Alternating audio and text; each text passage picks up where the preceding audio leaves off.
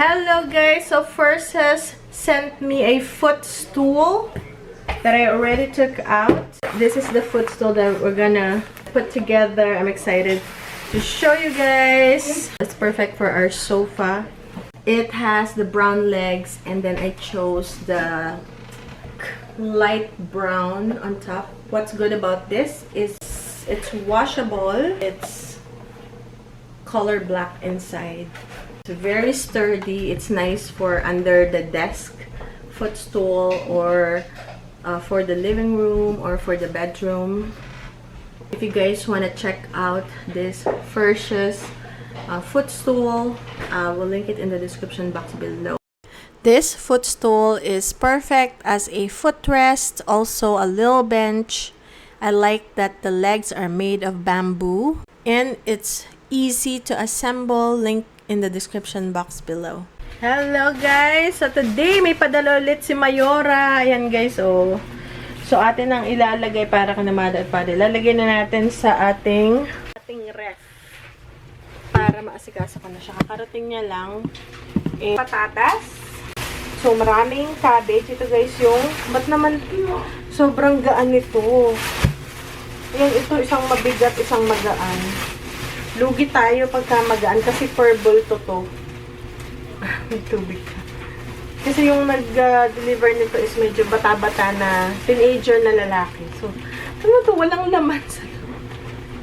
Super light. Lugi tayo sa isang yan. Tapos, ito yung paborito ni na mother ngayon. Na laging pinapabili is to. Napaka-cabbage. Tsaka yung patatas. Tsaka manok. Yun lang. So, 4 na napaka-cabbage. Ilagay natin sa ref. Green onions. Ayan, panghalo. And, meron din na celery. Organic celery. Tsaka may luya rin. Ang luya, freeze na kagad natin siya. Nilalagyan ko rin yung kanang gulay ng luya. Pampaganda ng boses.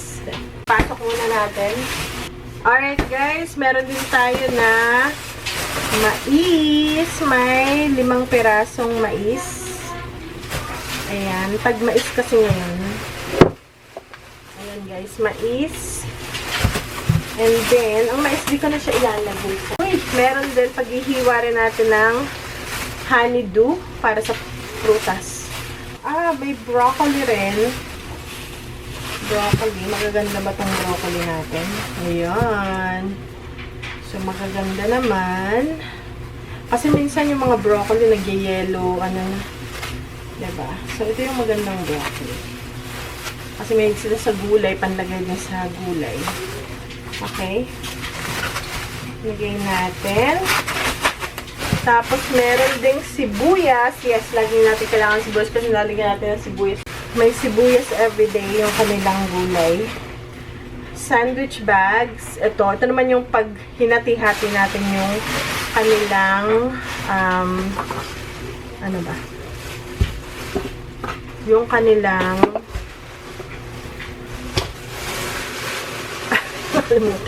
kanilang manok.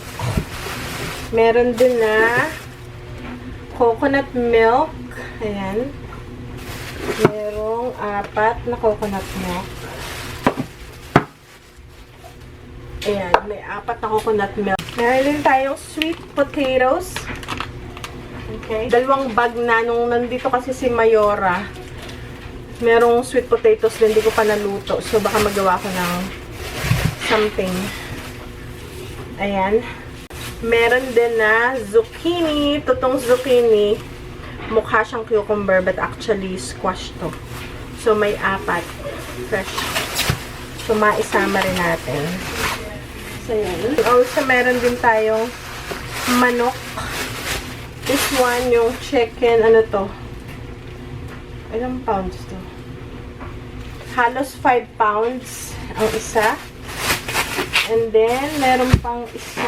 Naku, ang dami. Naku po, umaapaw ang manok. Hindi ito kakasya sa aking freezer. So, dadalhin ko doon ko na kina mother na doon. Ito rin, another 4 pounds. Ay, ang dami pa ng manok. Tapos ito, another 4 pounds. Kasi gano'n ko pa to another 4 pounds. So, kaya isa-separate ko siya, kaya may gantong pinadala. Sabi ko na may isa pa Ito yung medyo basa na. Ito naman, 5 pounds din. So, dalawa nitong malaki, tsaka dalawa nung maliit. So, mamaya ko na siya isa-separate kasi paalis kami So, yan, ilagay ko muna siya sa ref. Naku, puno na ang ref ko. Kaya to, dinadala ko na lang doon kay na mother na freezer kasi wala namang laman yung freezer niya. And then, ito yung sayote natin. Meron ditong 6 pieces nitong sayote. Okay, mahal dito guys sa sayote. 1 piece ay $1 something. Parang 70 pesos isa. Tapos meron ding repolyo. Dalawa. Cod na fish. Bagay, cod naman is fish lang. Mais. Ilalaga na natin to bukas. Ang pinili pa naman ng shopper ay yung tuyot na. Ayan o. Tuyot na. So bukas na to, parang 10 pala tong mais. Bukas ko na siya lulutuin. Tapos itong sayote. Okay guys. And then, meron pa ako natirang mangga. Masigip kasi sa ref. So, kainin na natin. Ito yung mangga na binili ko nung mga 1 week na. Pero, nung isang araw ko lang siya. Apple mango. Hiniwa. Sobrang init. Magdidilig ako mamaya. Baka patay na yung mga gulay natin.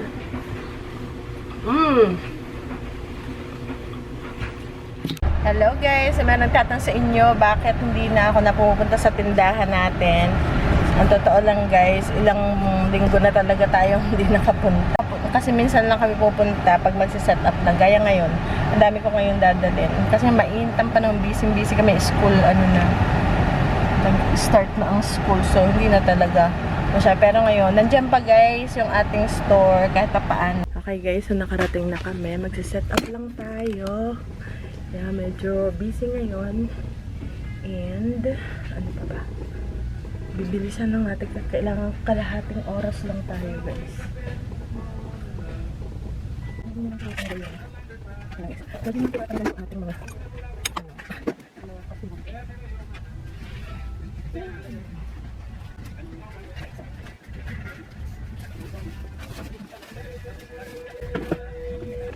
Nako, what is there? People move stuff to my... Alright, I'll tell the boys. Yung mga nag-ano guys. Ba't nila tinatanggal? Ay, okay. Hindi ako nagdala ng damit kasi ano guys,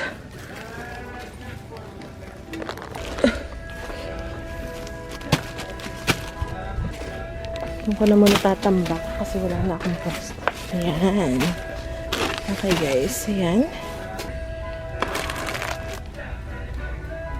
Playing cards. Hindi rin to sa amin.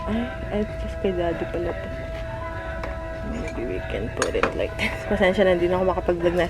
Mamadali kasi kami guys. May appointment kami. So, ngayon, ano kami, hindi ako masyadong. Wala na akong patong. Iniba ko kasi yung ano guys, style. So, itsura ng atin ako.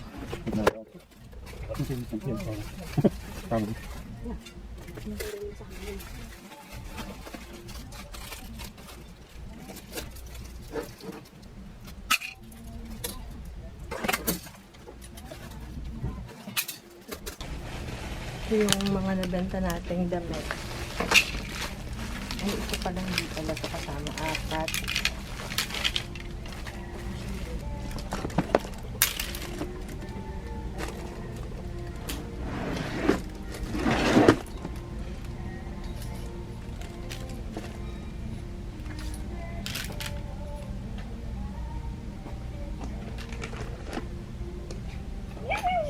Yeah, that one.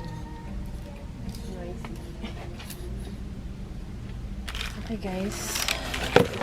So to, uwi natin to sa bahay. Itong hanger. Kasi, ano natin yan. Okay.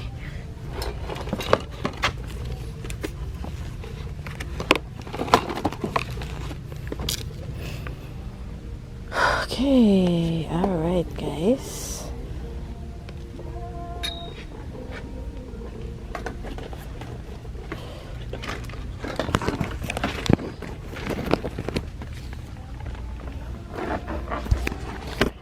Okay, maybe here. Ayan. So, yan. Sa kapitbahay. I hope I don't forget.